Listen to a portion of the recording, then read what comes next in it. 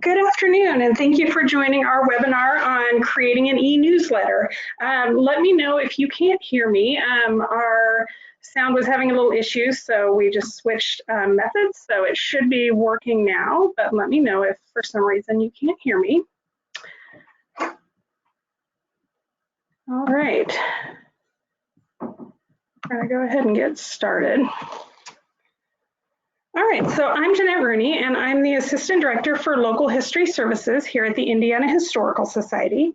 Among many other things, I edit and publish our weekly e-newsletter, Communique Online, as well as a monthly e-newsletter for our county historians. And our department provides services to historical societies, museums, and collecting institutions all across Indiana, including trainings such as this webinar. So I'd also like to acknowledge and thank Lilly Endowment, Inc., who funded our Heritage Support Grants program, and that included funding for these webinars. Before we get started, I want to review a few housekeeping items and let you know how you can participate in today's session. You should see your attendee dashboard on your computer desktop in the upper right-hand corner. You've joined today's webinar listening through your computer speaker system by default. If you'd like to call in using your phone instead, just look for your audio pane and select Use Telephone. Then it will display the dial-in information and access code. We will do a Q&A session at the end of the webinar, but you also have the ability to ask questions using your questions pane. If you want to do that, just type in your question and hit send. I will be monitoring for questions as we go, but just in case I miss your question, resend it during the Q&A time and I'll answer it then. And we do want to let you know that you'll receive a follow-up email that will contain 2 links, one to access the recorded webinar and one to complete a participant survey, as well as handout attachments. Thank you in advance for completing that survey. We really do use those for our own program evaluation and to improve our webinars and workshops for the future. One other thing, if you need an LEU certificate, just respond to the follow-up email and let me know, and I'll be happy to mail one to you. So do we have any questions at this time?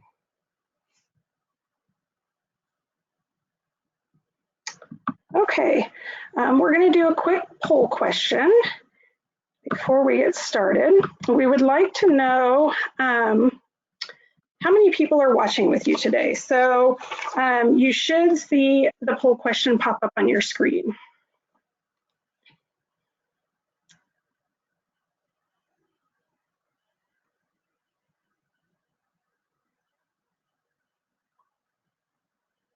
All right, excellent. Thank you so much. It looks like we have some individuals and some groups as well. So thank you all for sitting in on this. Okay. So here are our objectives for today. In the next 60 minutes or so, we're going to discuss how to choose an e-newsletter service provider, how to create content to best serve and engage your audience, some formatting and design tips, and then how to read your analytics to improve your service. First, let's start with a definition of what an e-newsletter is. Essentially, it's an email communication that you send out to an audience who has subscribed to receive it. And it's going to include information about your programs, stories, news, and other updates. This is really best done by using an e-newsletter service provider, which we're going to get into in just a couple minutes. One thing to remember is that this is just one part of your marketing and engagement strategy, so it doesn't necessarily replace direct mail strategies and other marketing tools such as social media and mailed newsletters. But just think of this as another tool for reaching and engaging your audience. So why would you want to create an e-newsletter?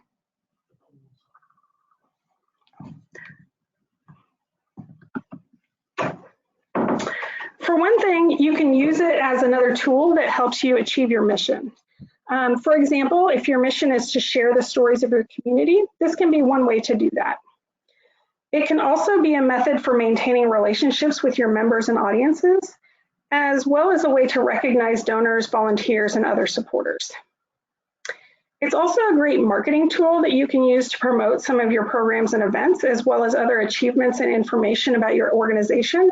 But the primary use really should be to share stories and share your mission with your followers. And it can be an excellent place to share impact, like I said, and increase the support of your organization by showing that great work that you're doing.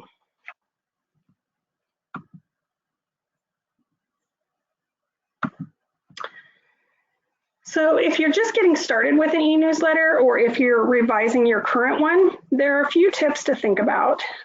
First, consider why you want to do an e-newsletter. So what are you going to use it for? Who will receive it? Has your audience expressed an interest in getting something via email? You can do a survey and ask your audience what they'd like to hear. That can also be a good time to ask them if they'd like to sign up. And then think about what types of content you'll provide. Will this be primarily for promoting events, sharing stories, a combination of several things? We'll talk a little bit more about content here in just a couple minutes as well. And then consider your time and your budget. Doing an e-newsletter does take some time to prepare, write, and proof, just like a printed newsletter does. So make sure that you have the time set aside to be able to keep up with it regularly. For budget, there are a lot of different options, from free to a fee-based on services, and we'll get into some comparisons during the course of the webinar. And then finally, make sure that your website and your social media are always up to date. So if you're listing programs in your e-newsletter, you don't necessarily want to use up valuable space there to list all the details. Instead, do a teaser and then link to the event on your website or social media. But make sure all of those things that you're linking to are correct and up to date. So what we'll be talking about today primarily hinges on using a service provider to send out your e-newsletter. But let's talk for just a second about what this means exactly. You might ask, why not just send out, why just not email a PDF of our regular newsletter? I would say first and foremost, sending through a service provider provides a more interactive experience for users. So rather than just opening a static PDF, the content will be in the email itself, and it'll have easy to click on links. Also, all of the service providers I've looked at make their templates mobile responsive. So if your subscriber is opening it on a smartphone or tablet, the arrangement will be adjusted to best display in that format. The other primary reason for sending using a service provider rather than emailing a PDF is that with a service provider, you have the ability to use analytics and tracking to see how well it's performing and whether your audience is opening it and reading it. What that means is that you can monitor what content is performing well versus what isn't, and see some of those trends over time. And we will get into analytics a bit at the end.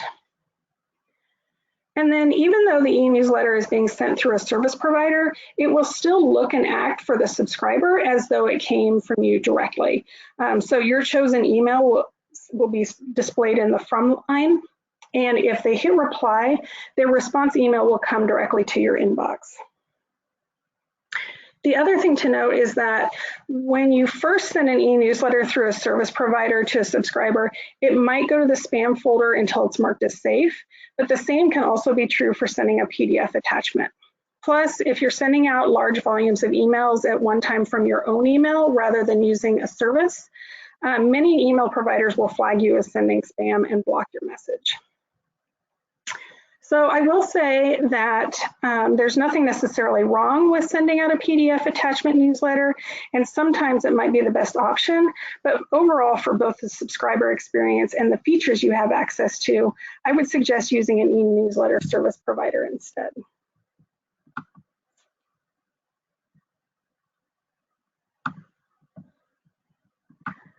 Sorry, I'm pausing for just a second because I have a question that says, it's muted. Is everyone else able to hear me okay?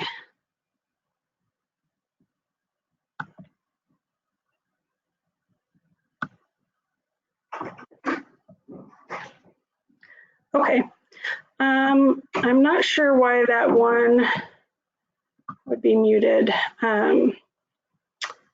but we will continue on at this point. Okay, if you can't hear me, just let me know and I'll pause again. All right.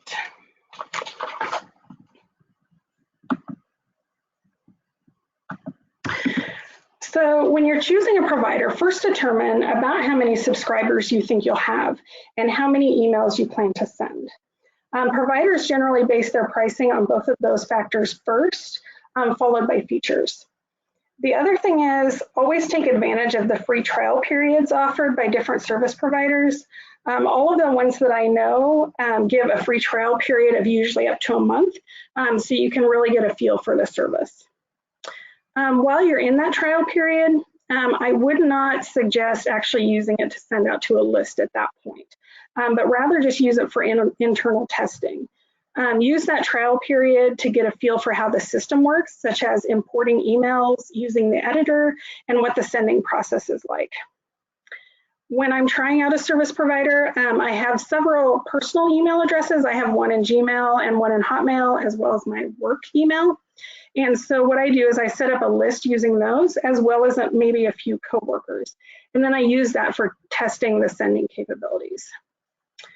I also like to use that test period to try out their customer service. So I'll send in a question or call to see what the response time is and how good their customer service is. So when you're choosing a provider, it's also a good idea to consider what other features you really want based on your individual needs. These are some of the many features you might want to consider. There are really quite a few out there, and you should look at each provider to see if there are other features that you want as well as these. We'll look at some side-by-side comparisons in the next slide.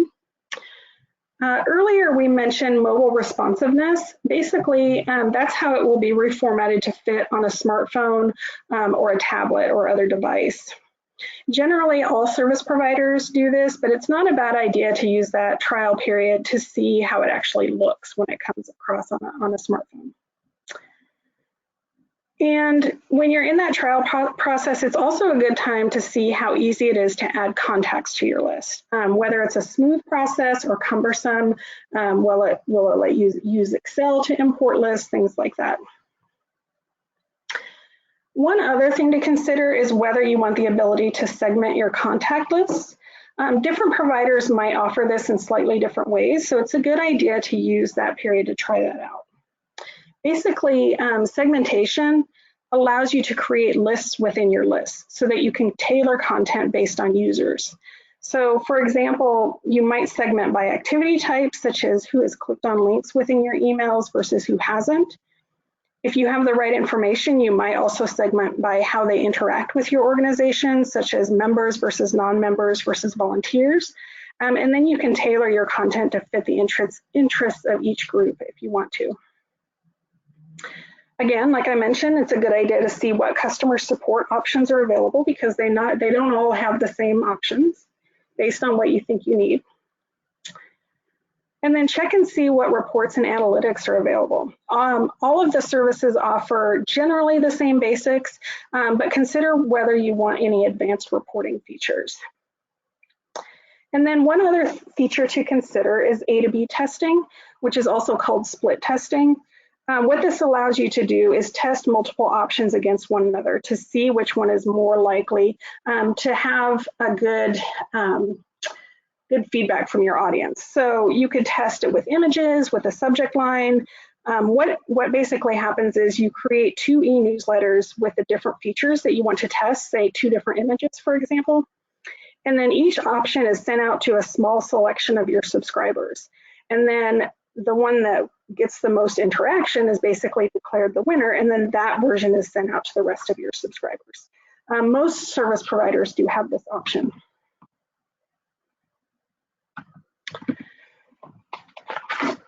Okay, so let's look at some comparisons. First, I'm going to say that this is just a sample of some of the main service providers out there, but there are other good ones as well. So make sure to shop around and again, look for those features that you're looking for. Also a disclaimer, I can't endorse any particular provider, and the prices and features, I took all of those from their websites directly. A copy of this sheet is in your handouts, which you should see on your bar to the right, but it'll also be in the follow-up email we'll send you a little bit later. All right, across the top, those are the pricing and the number of contacts allowed for each price point. Most, if not all of them, also offer some discounts if you pay for a year at a time rather than monthly. And then one note here, generally the number of contacts is your total list size, not the number of times you can send. If you notice a little further down is whether or not that allows for unlimited sending or not, or if there's a limit per month or per day. Most of the providers offer a nonprofit discount of some sort or a free account for nonprofits. No matter what, across the board, I would, if you're starting out with one, always ask them if they'll give you a discount for being a nonprofit. They all have templates for you to use, although some of them only offer very basic ones with free accounts. They're all mobile responsive, like we talked about, so they'll all adapt for tablets and smartphones. All of them will allow you to import lists and do audience segments of some kind, although here again, it's really best to try out the service and see how well these features work for you. MailChimp's free option does not allow for any kind of customer support. Their paid side does, but other than that, they all have support of some kind. Some of them are limited to email or chat, and then some also have a phone option. They all also provide reports and analytics, but with some, there are more advanced features available for paid accounts. And then all of them, with the exception of MailChimp's free option, offer that A to B testing that we talked about. So this is just meant to give you an overview of the features of some of the major service providers. Again, I recommend you consider what features you want in particular, and then use those trial periods to see how they function. Okay, let's talk for just a minute about spam. Spam is basically unsolicited junk mail that's sent out in bulk. These are the messages that our email providers try to filter for us by sending them to our junk mail or our spam folders.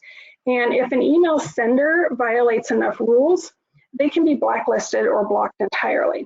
So when someone signs up for a legitimate email newsletter, the receiving inbox can't always tell whether or not it's spam.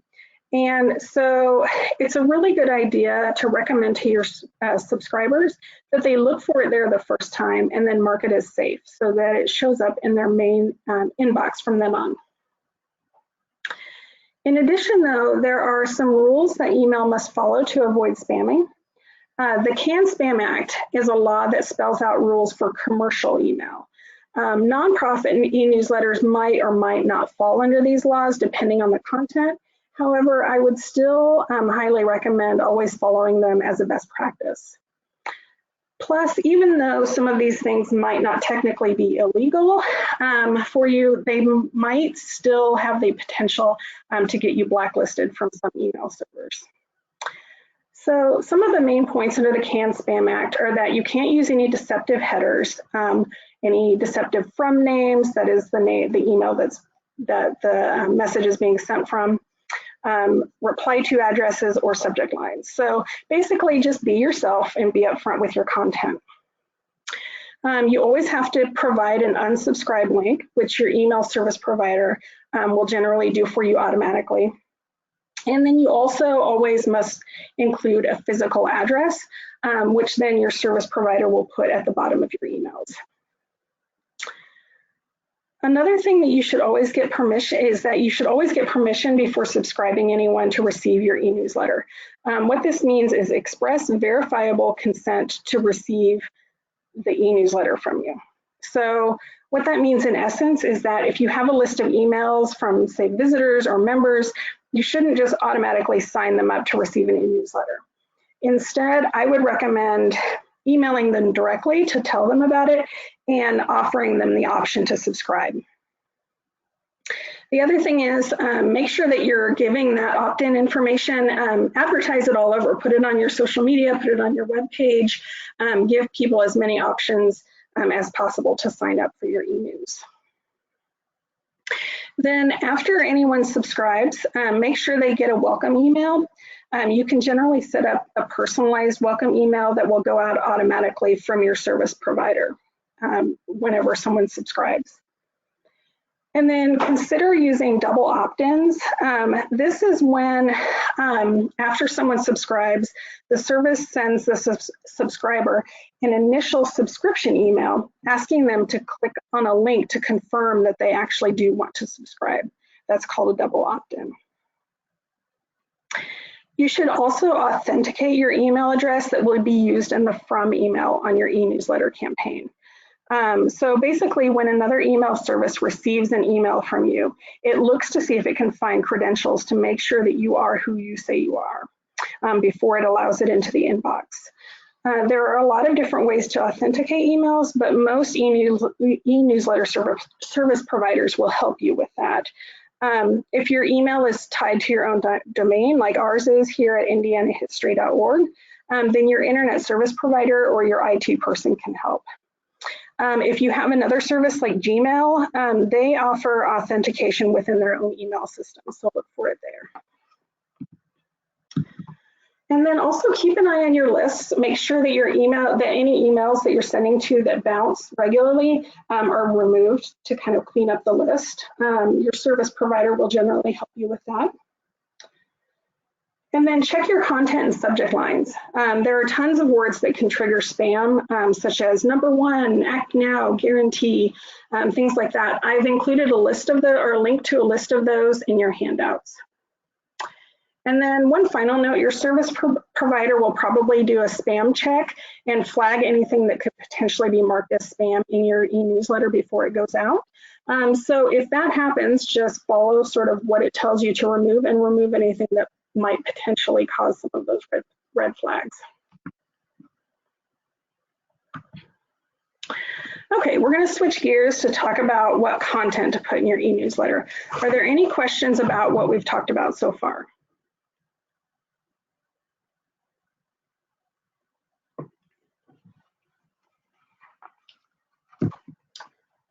Okay.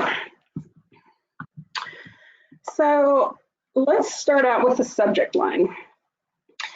First, if you're creating a regular e-newsletter, consider a name for it that will be used consistently.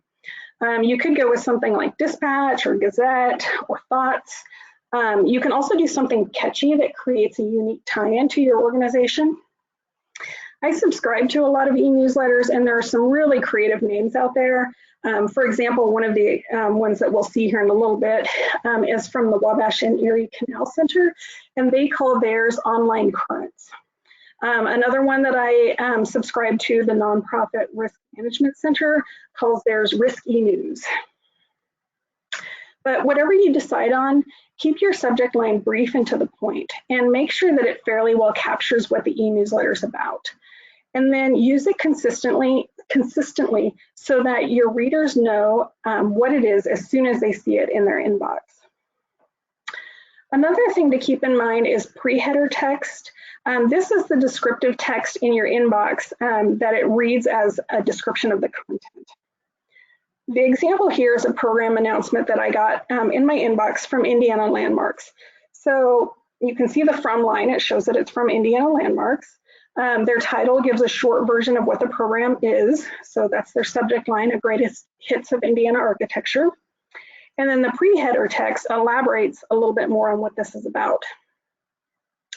One thing to note, if you choose not to deliberately create pre-header text, email inboxes will automatically pull the first line or two from your newsletter to display in the inbox. So here, their top line, apart from the pre-header, is a link to view the newsletter as a web page. And you see that text here starting to bleed into the pre-header at the far right. The way to actually create pre-header text will vary a little bit depending on which service provider that you go with. In some, they might give you an option to do that as part of the subject line selection. In others, you can create a pre-header by putting the line of text that you want in very small font at the top, very, very top of your e-newsletter. Either way, test it out again to see how it actually shows up in the inbox.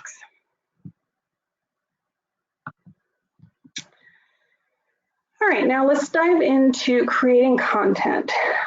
This is all the good stuff in your e-newsletter. There are lots of different ways that you can approach this, and these are just kind of a random selection of some of the top types of content you can produce. In any given e-newsletter, you could take a few of these and use them in any combination. The one thing I would say for start though, rather than just guessing at what your audience wants, ask them. You could list a sample of what you plan to cover and then take a poll and ask for feedback. And then tailor your content based on that feedback. So one thing that you can do is share unique stories and images. As cultural organizations, we're the keeper of our community stories, and we often have great collections. This can be a great place to share those. You can demonstrate how you're making a difference. As a nonprofit, what important work are you doing for your community? What are you doing behind the scenes? Give your readers a peek behind the curtain to see the important work you're doing, and highlight the work of volunteers and the impact that donors are making in your organization. It's also likely that your readers will want to hear about programs and events that are coming up, so make sure to include those in your e-newsletter as well. And people love tips and trivia. If you have historical items such as maybe cookbooks or housekeeping manuals, you could share a fun historical tip or a recipe, or you could ask a local history trivia question or two in each edition. If you do this, I would recommend putting the answers at the bottom in that same edition. You can also highlight things that are going on throughout your community that dovetail with your own organization and your mission. And then think about being timely. There's a lot going on in the world. People are talking about a lot of things these days. You can tie your content into today and make it relevant for your audience. And then always include a call to action. This usually comes in the form of a link or a button, sort of it'll look like. Usually to your website, maybe to a donation form or a volunteer form. Usually they're short and to the point, with a single word or phrase like join or become a member or donate, etc. But always make sure you include those calls to action. Okay, we're going to look at a few examples of different types of content in action. I do want to give a shout out to all of the organizations who very kindly gave permission for me to share their newsletters in this webinar. First, this one is Hoosier History Highlights, which is produced weekly by the Indiana State House Tour Office. They share some short blurbs and interesting facts about what happened this week in Indiana's history. My favorite part of it is the Indiana Quick Quiz, which always has 3 questions. It always appears just down on the right-hand side, so I know exactly where to look for it. And that's the first thing I scroll and look for. I usually test myself and then test my coworkers before looking at the answers below. So this is kind of one fun way to do some short blurbs about history and also get people engaged with the content.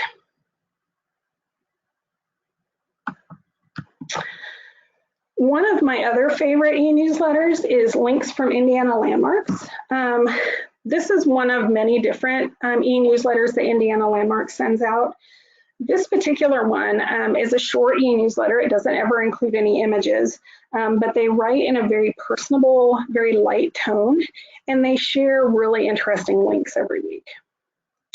However, it's important to note that even with this light tone, it's still a tie-in to their mission, which is about connecting people and communities to places that matter. So they share preservation-related links to news in Indiana, including, but not exclusively, stories of their own work in communities. They also share preservation news from around the world, some links just for fun, as well as upcoming programs. And then at the bottom, you can see at the bottom right, they have those clear calls to action: join, renew, donate. And those buttons in those colors and those forms appear on all of their e-newsletters. So it's very consistent.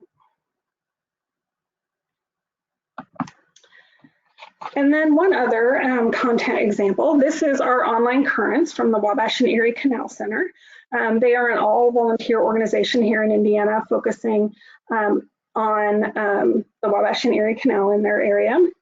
Their e-newsletter focuses on highlighting recent events and then what they've been working on behind the scenes. So they list upcoming programs, they share volunteering opportunities, and then their newsletters are always, always, always packed with these great images that make the content really engaging.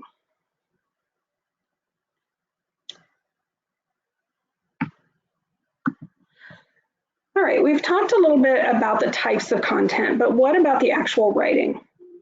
For starters, you want to be concise, and we'll talk about text length on the next slide. Nearly all of your readers will scan your newsletter for the bits that they find interesting and read those. So an e-newsletter is not really the place to write very long stories.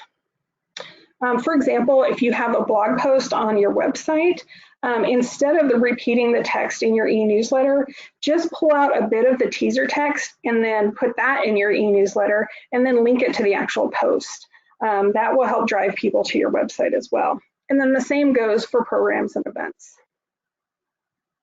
Going hand in hand with staying concise, consider the most important information that you want to convey and then focus on that. Write in short paragraphs and sentences and make sure to put spacing between each paragraph. And then use headings and subheadings, which will really make it easier for your readers to find what they want to read. One other tip, I always do my writing and editing in Microsoft Word, and then I cut and paste into the online template through the service provider.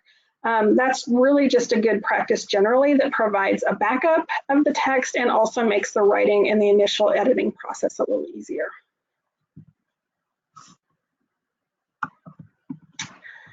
So how long should that text be? Some resources say 400 to 600 words. Some say 20 to 30 lines of text. It's kind of all over the place. Either of those could be a good rule of thumb if you're just getting started, but really it all depends. It depends on your content. It depends on your readers' expectations.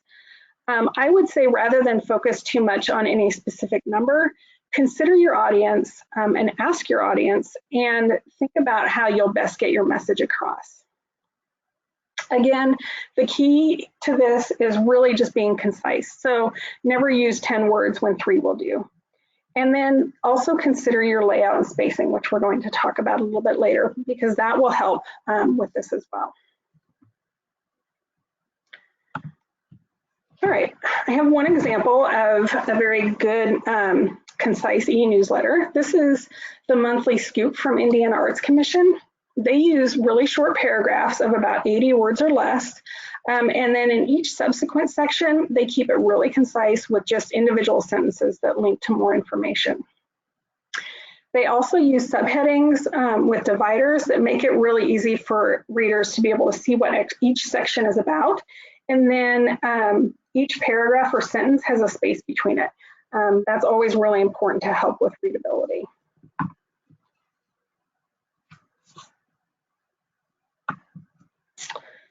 All right, are there any questions? We're going to jump right into design and layout. Are there any questions about our last section before we move on?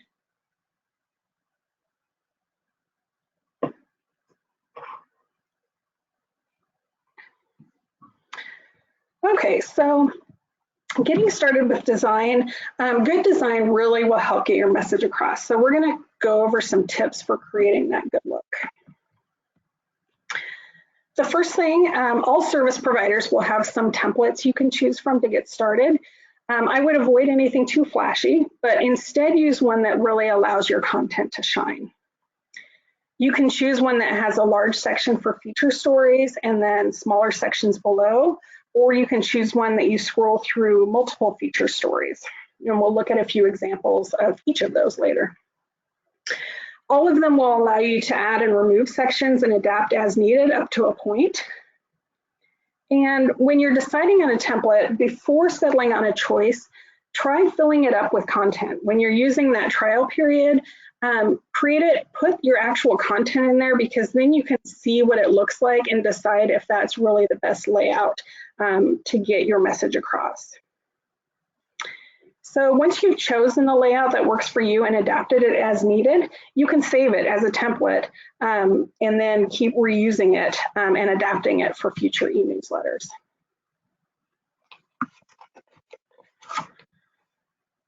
To get started with your design, create a color scheme that works really well with your brand. So think of your logo colors and your website colors and try to do something that coordinates with them so that everything sort of feels cohesive and it feels like something that you've produced from your organization. I would say keep it simple. Try to stick to no more than a couple colors for the newsletter. And you'll want to create a custom header that you can use for all of your e-newsletters. Again, this is something once you have your template created, you can save your header in there and then just reuse the template, which will already have your header in it. The header should generally include your logo. You could maybe include an image there or a color block and then the name of your e-newsletter. It's really up to you what you decide to put there, but that's sort of where your brand begins, is with that header. I would also recommend choosing just one font to use for your content text and your subheadings. You could potentially use a specialty font for maybe your header, but don't use it anywhere else in the text.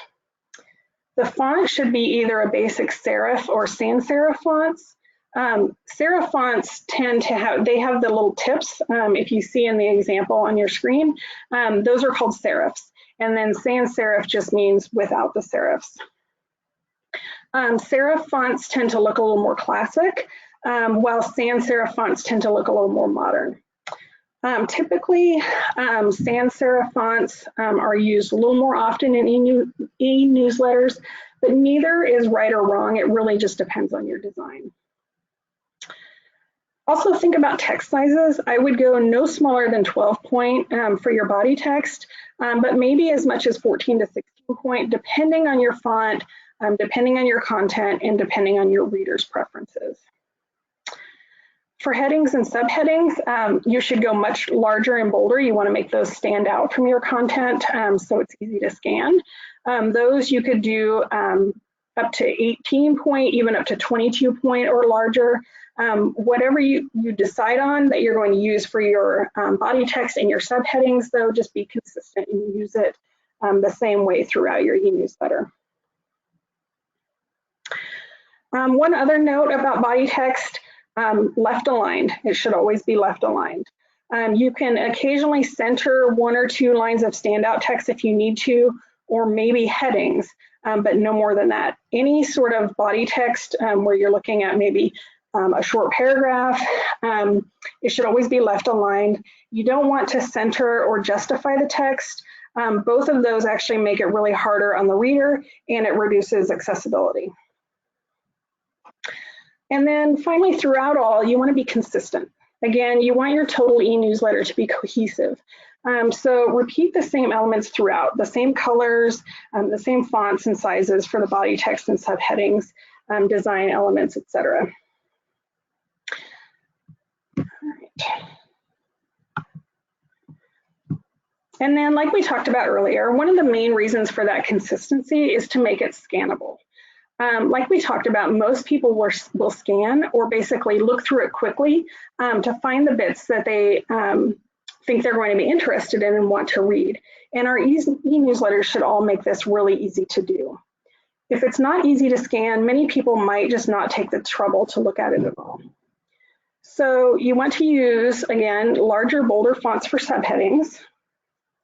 You want to clearly differentiate your sections, so make sure there's plenty of space, and define your sections with images, lines, subheadings, etc.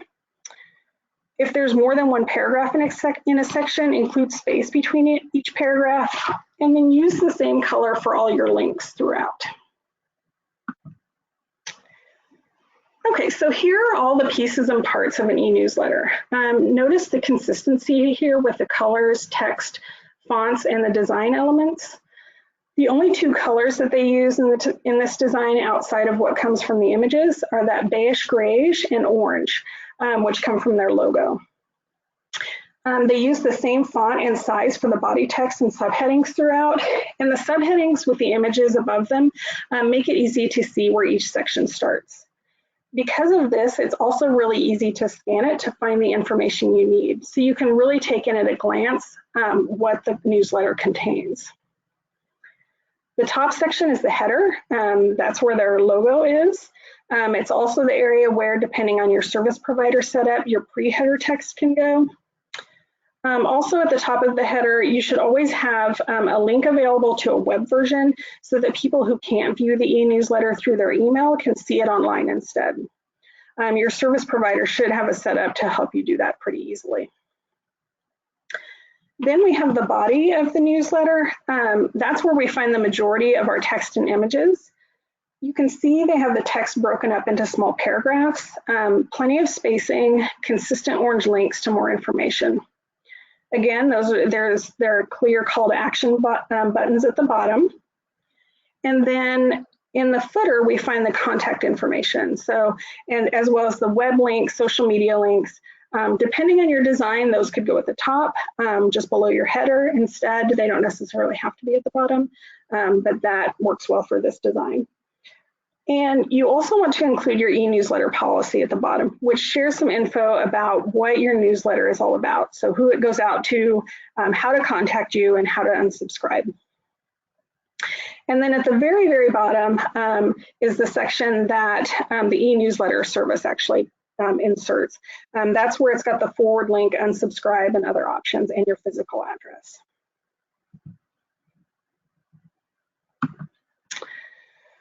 A couple more tips. E-newsletter services make it pretty easy to link to everything from text to photos, and people expect things to be clickable. So make sure to link to your logo and your website. And if you like, you can also link any other images, either to the image source, if it's your image, or to related content, such as the program it advertises. And always include a separate link to your website, or if you don't have one, to your social media page. Don't make people have to Google you to find your website.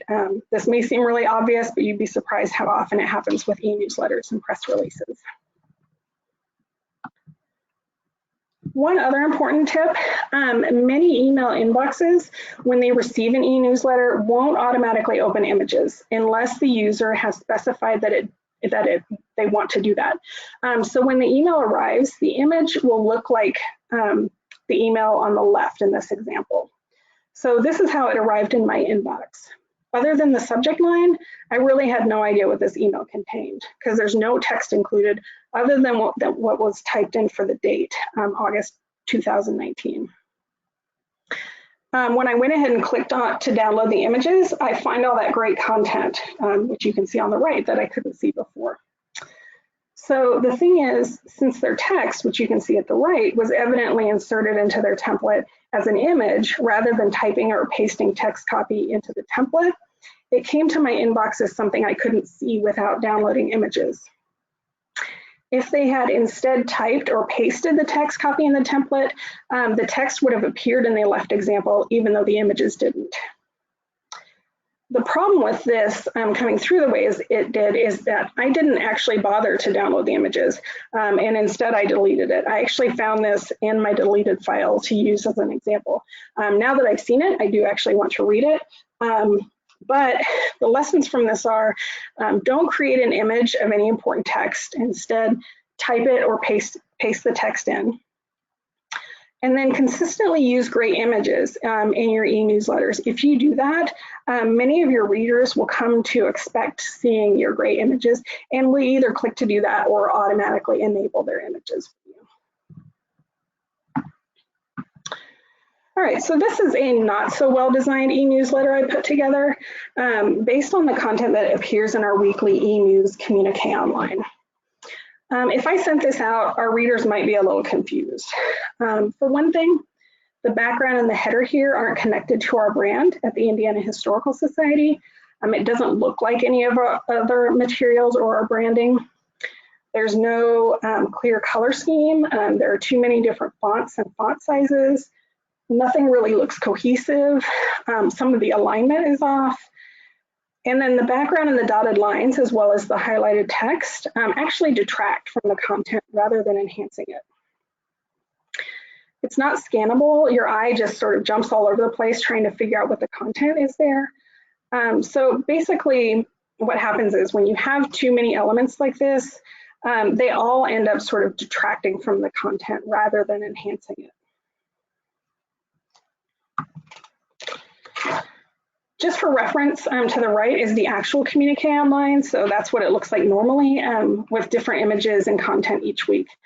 We have a pretty straightforward color scheme, primarily blue with green accents, and the sections are divided by images and large subheadings. So let's talk for just a minute about images. As heritage organizations and nonprofits, you very likely have a lot of images to choose from. If you have collections, be sure to take advantage of them. Of course, you want to make sure they belong to you and you have permission to share them publicly. You can also use images from your events or your programs. Behind the scenes photos can also work really well. And then pick images that tell the story in the way that you want. So look for images that are dynamic, images that show people, places, and things with action and emotion or invoke feelings. Use images that are really unique to your organization and ones that are eye-catching. Avoid any images that aren't good quality or any pixelated or blurry images. Most service providers will require you to use a relatively small image size, but you should still have clean and clear images. And you can use stock images if needed. There's some good sources out there for those, such as Wikimedia Commons and Pixabay, but I would caution you to only use those as a last resort. Your e-newsletter provides you with a really close connection to your audience, and it should be a window into your organization. So if your images don't feel authentic, that can kind of be a turnoff for your readers. If you need to edit images or create effects, there are some great free tools out there to help. First, I have to mention my absolute favorite tool on my PC. I just love it, the snipping tool. That allows you to select and take a snapshot of anything on your screen and then save it as a JPEG. If you have a PC with Windows, just go to the place where you search programs and files from your start button, so at the bottom left of your computer screen, and then just search snipping tool. It's a life changer. For editing, you can start with what your computer has to offer, Paint, Paint 3D, PowerPoint, Publisher. They'll all allow you to edit photos to some extent. If those don't have the tools you need, there are lots of free online options. I've put links to all of these in your handout as well. And then check the specifications for what size and type of your file your e-newsletter service provider requires, but generally all of them will allow for a JPEG. Okay, so we have a few examples of design in e-newsletters. This one is a monthly e-newsletter from Indiana Humanities. They have a branded header with a single color scheme. It's the same one they use for each one, so it's really consistent. They use those consistent fonts and bold subheadings, and then they use a really fine line and an image to differentiate each section. So because of the design and the layout, it's really scannable for readers to quickly scroll down and see what it contains and find the information that interests them. All right, so this is another version of the online currents from the Wabash and Erie Canal Center. Again, they have a branded header that appears on all their e-newsletters, and they use the same format each time. They keep that basic consistent font and layout, and then each section of the text is divided by a line and an image. They're really good at using a variety of interesting photos that depict everything that's going on at their site.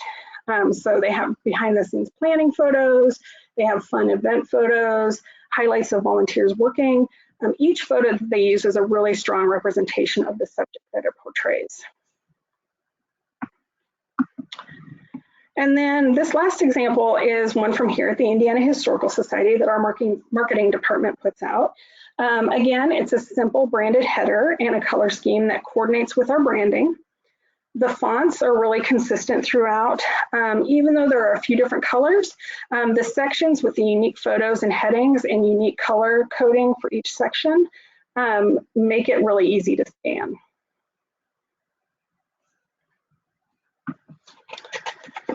A couple other things that I want to mention is regard accessibility. So that's something also to really think about when it comes to e-newsletter design. I've also included some links to some really good information about this in your handouts. But one of the things is make sure to include a plain text version of your e-newsletter. Your service provider will generally do this automatically for you, so you don't even really have to worry about how it works. But what that means is that your receivers, if they choose to, or if they don't want to see all of the extra content, they can use it without the design elements, which that can make it a lot easier for screen readers. Include alt text for images, which is basically a very short description of what the image contains. So to create that alt text, most service providers will have the option when you add an image, so you can include it really easily. For your links, don't do just a click here, which won't tell someone using a screen reader anything about what the link goes to. Rather use descriptive text for your links, such as click here to read about the new Historical Society building.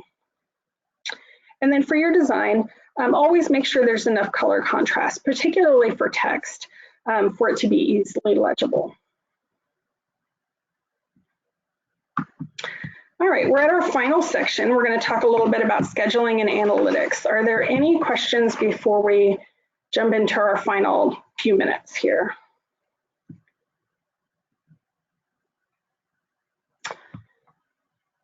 Okay, so when it comes to how often to send, that's really up to you. I would make sure to set a consistent schedule with what works best for you and your audience. You could do it monthly, bi-weekly, or weekly. It's really entirely up to you and how much time you have to do that.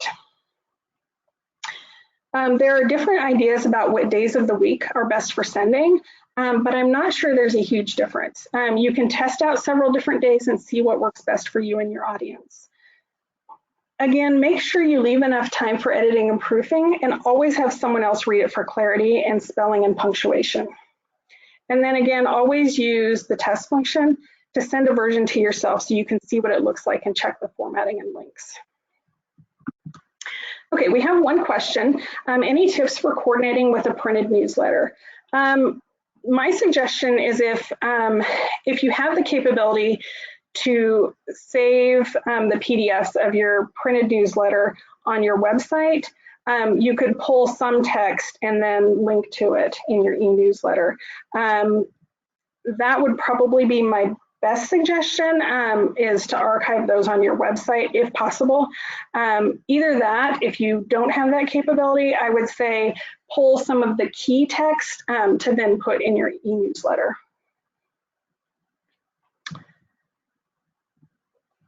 Okay, so our final part on analytics, once you've started sending out your e-newsletter, it's really important to see how it's being used. You can see how many people and which people opened and read your newsletters. If you have links, you can see which ones were clicked on the most, which might tell you what content was most interesting to your readers. You can also see when people are reading it, which might also help give you an idea of the best sending times and days. And then you can find out the type of device people are using to read it. That can help you maybe with your template that you're using. And over time, you can watch some of these trends, such as when people opened it and which newsletters seemed the most popular. And then you can go back and see sort of what caused that and adjust your sending and your content accordingly. You can also watch for bounces and see when you need to clean up your list and remove contacts that are repeatedly bouncing, and your service provider will often do that for you. So these are a few terms that you'll come across when you're looking at analytics, as well as some national trends for 2019 from Campaign Monitor. You can measure yourself against these national averages, but also I would primarily say watch your own trends over time and measure yourself against your own past history. The open rate, which you see here at the top left, that's the percent of people who opened your e-newsletter based against the number you sent it to. You also want to look at total opens versus unique opens. A unique open counts the number of people who opened it, while total opens counts the number of times it was opened. So if an individual opened it 3 times, it will count as 1 unique open because it's just 1 individual, and 3 total opens. The national average for the open rate for nonprofits is just over 20%. 2 extra notes on the open rate. First, you might occasionally see a large number of opens for 1 individual. That doesn't necessarily mean that they opened it a bunch of times. What it probably means is that their email service was scanning the newsletter for any spam or red flags, which then registered in the system each time they scanned it as a number of opens. Second, take the open rate with a grain of salt because not every email provider will send back data on whether or not items were open. So it's really possible that a larger number of people are opening your e-newsletter, it just isn't registering in the system and sending back data to your service provider. The click-through rate is basically the percent of people who click on a link in your e-newsletter. It's basically the number of people who clicked versus the number of subscribers it was sent to. The national average for that is 2.66%. One other really important thing to look at is the click to open rate. Now, the click to open rate doesn't mean that they clicked to open the email. Instead, it means that it is the click-through rate, or the number of clicks, basically, measured against the unique opens. So basically, the percent of people who clicked in the newsletter based on the number of people who opened it. That national average is just shy of 13%. And the reason why this is important to look at is that it tells you more about what content is most interesting to your subscribers, because you'll be able to see over time which newsletters are garnering the most interaction from people who opened it. The bounces, those are the emails that couldn't be reached for some reason. It might be a bad email or closed email. And then unsubscribes are people who click to remove themselves from your list. If they do that, you can't re-add them. If they want to be re-added, they generally need to email in to your service provider to be put back on the list. The national average is very low, particularly for nonprofits, because the people that subscribe to our e-newsletters likely, they've done that because they believe in our mission, they're interested in what we're doing, and then they want to hear from you. All right, we'll look at a couple samples right before we're done here. This is from our communique, so you can kind of see what one of the analytics samples look like. On the left, you can see the open rate. The 35.8% is the unique open rate, which is based on the 266 contacts who opened it against the 753 that it was sent to. We had 7 bounces on this send, and you can see that a large number of contacts, 63.8%, whose emails providers didn't actually send back data. So maybe they opened it, maybe they didn't. You can also see that 90 contacts clicked on links for a total of a 12% click-through rate. Towards the middle top, you can see what type of device people read this on the most. Typically, most people read communique on their computer. Below that, we don't have social engagement enabled on this particular one, but it would register there if we did.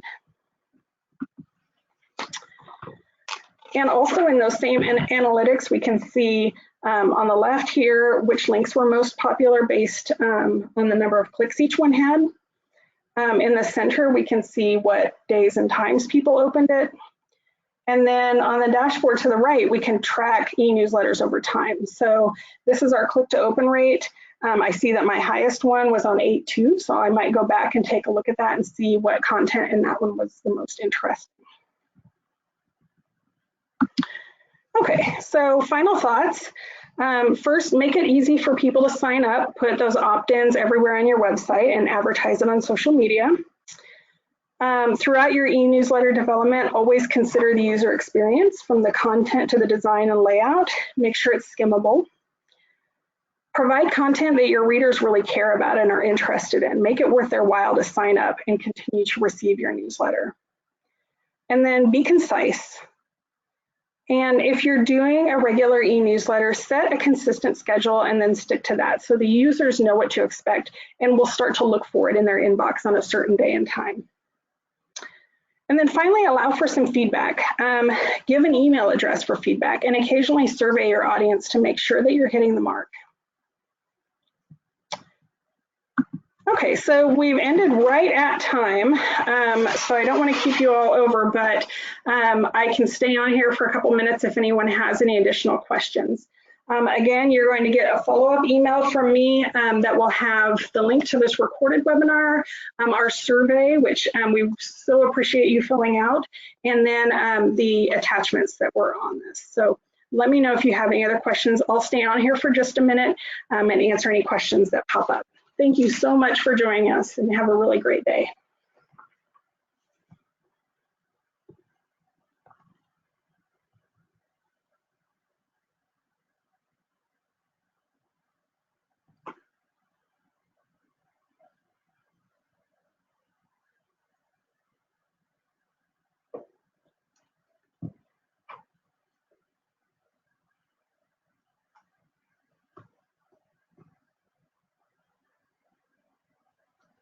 Okay, there's one question. Is there a color scheme that's better than others? I would say no. I would, it really kind of depends on your branding. There's lots and lots of great links out there about color theory and sort of what you need to get your point across. I would avoid probably anything that's going to detract from your content. So I would avoid maybe anything that's really too bright and too bold. You really want colors to kind of be in the background to your content. So maybe avoid things like bright red, bright yellow, sort of any fluorescence, things like that. Blues and greens tend to be a little bit more calm and soothing. And then colors on the warm side tend to send a little bit more excitement. So it really just depends on your content and your branding. I would stick really, really close to all the other branding that you have. So whatever colors you're using on your website, your social media, things like that, say your logo, your business cards, try to stay as close as possible to that. But otherwise, I would just avoid anything that's really overpowering.